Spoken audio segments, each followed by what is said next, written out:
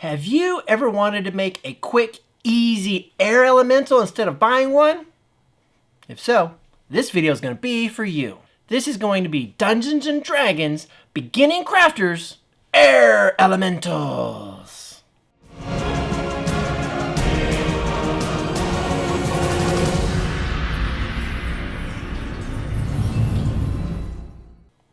Hello, I'm DM Dunn. Today, we're going to make some quick, easy air elementals. Instead of going to the store and buying them, we're just going to use a couple of quick little items, and we're going to whip this guy together. So all you're going to need is a little bit of wire.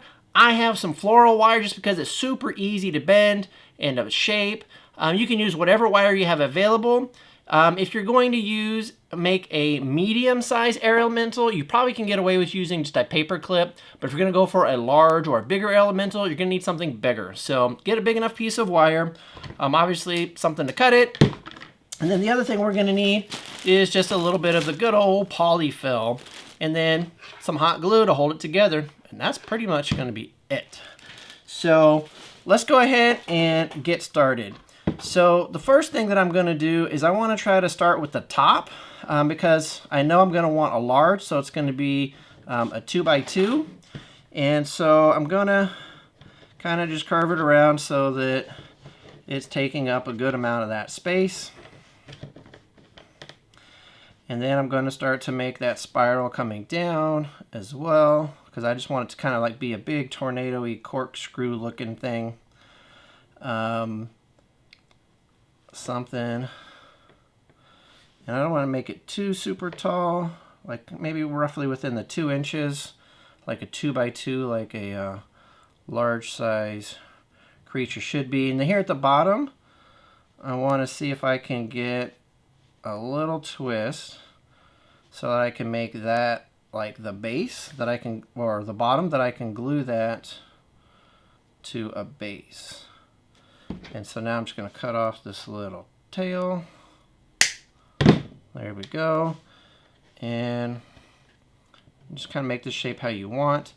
Now, if you wanted, you could get more wire and you could have like little arms coming out. I'm just going to do just a little twisty spiral. So I'm going to be good with that right there. Now I'm just going to grab some of the polyfill. And what's going to be easier to use instead of just globbing this on is try to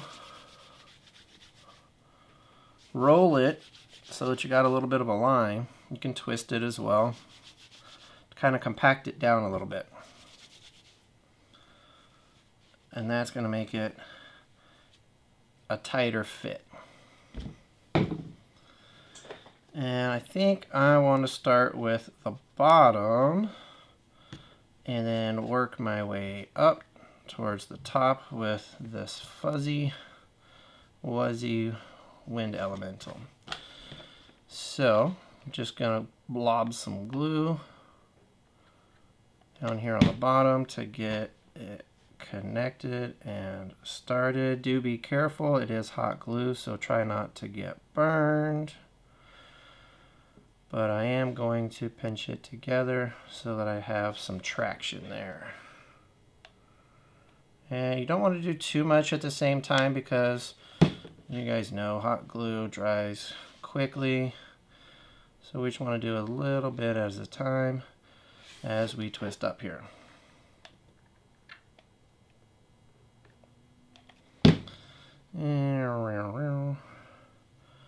That's kind of fun. There we go. And if we run out of the polyfill, not a big deal. We have more right next to us. So don't worry about trying to measure your initial piece to be like the right size. That won't matter. And look, it's already looking pretty cool.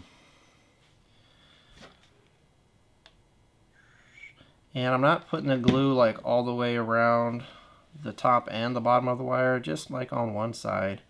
And as we're twisting it, the twist will hold it into place. Well, I think I might have enough polyfill just to go to the end there. Well, look at that happy little accident. All right. And of course, you can flex your shape out, change it, kind of whatever you'd like it to do. Like I said, you can add arms if you wanted as well. And I think I'm pretty good with that. Right there. Let me just do a little blob here, and to try to close in that end a little bit. There we go. All right. So now,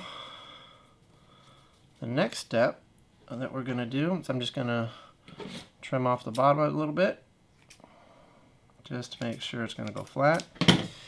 Now, what I'm going to do next, now that we've got our shape, is I'm going to take some clear coat, and I'm going to take it outside. I'm going to spray it. I'm going to spray it really heavy, pretty good.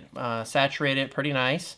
And this is going to harden it, and it's going to hold it in its shape. So go ahead and put it into the shape that you want, and then spray it. And then once it's dry, we'll go to the next step. Okay, so now the clear coat has dried up enough that we can use it. And as you can see, it's a lot firmer. If you would like to, you can take some scissors and try to trim it up and make it a little bit more smooth if you want. I like it the way it looks. Some of the wisps kind of going out as well. The bottom is smooth enough. So now we're going to go ahead and attach it to a base. So all I'm going to do is just take some hot glue on that little circle that I had made earlier and just really kind of push it in and let it soak into the inside and around the outside, making a huge globule mess. And then just see if I can't squish it right down into the center of my mini base. And I like the clear bases. You can use whatever base that you like. I just really appreciate the clear bases as they can show my terrain and stuff whenever I place them out there, and it doesn't mess anything up. But you can get bases and then decorate them however you want. And ladies and gentlemen, you have easily and quickly made an earth element, or I'm sorry, an air elemental. So there you go. Guys, do us a favor. Go ahead and comment, like, and subscribe to our YouTube channel. If you're going to buy anything from Amazon, use our affiliate links because it really helps us out as well. And you can also do us a great big favor and become a Patreon and support us at patreon.com/DMDone. And there's multiple levels, and you can take a look and see what kind of cool stuff that you would like to subscribe and achieve and get on a monthly basis. Guys, thank you so much. We appreciate you. And until next time, have more D&D fun with DM Done.